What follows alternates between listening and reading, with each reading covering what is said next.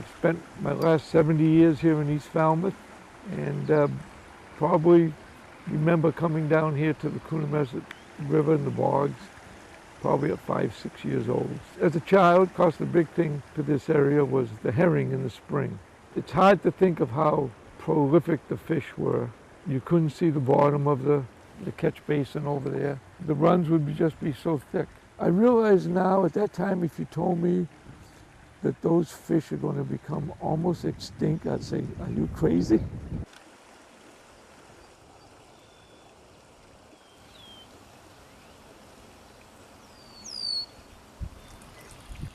So what happened to this fish run through the centuries? From the 1700s on, it was dammed up as an industrial river.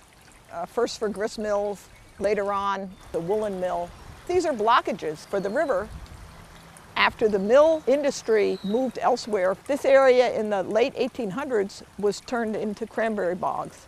And one of the things about growing cranberries that was discovered here on the Cape is that cranberries grow better when you keep sanding the bog platforms. Sand moves into the river bottom, makes the river bottom wide, and from the point of view of a fish trying to get upriver, you're easily spotted by predators from above.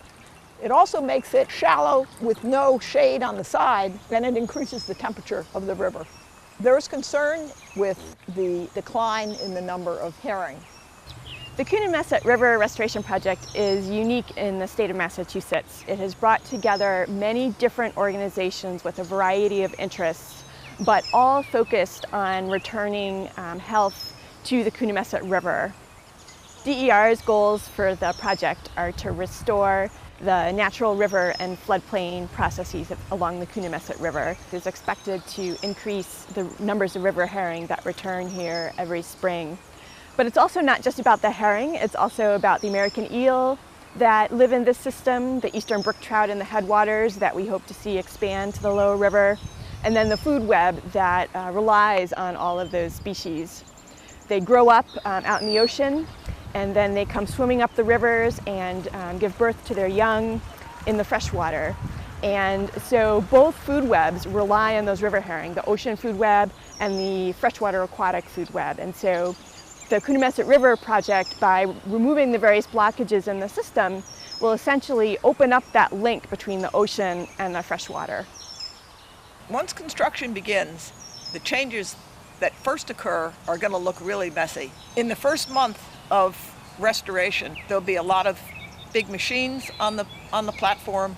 Much of the vegetation that's there will come away, but if people are just a little bit patient, very soon next spring, we'll have an initial vibrant wetland, but as years go on, more and more wetland plants will develop in this community.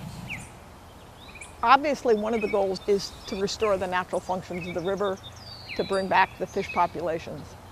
But equally important to that is the human aspect. This has always been an important recreational area. About 10 years ago, Beth Schwartzman of the 300 Committee convinced them how important it was to complete the conservation buffer along the river. And so from the Coonamessett Pond down here to the lower bog, there's a trail that goes entirely through conservation land, either owned by the town or owned by the 300 Committee.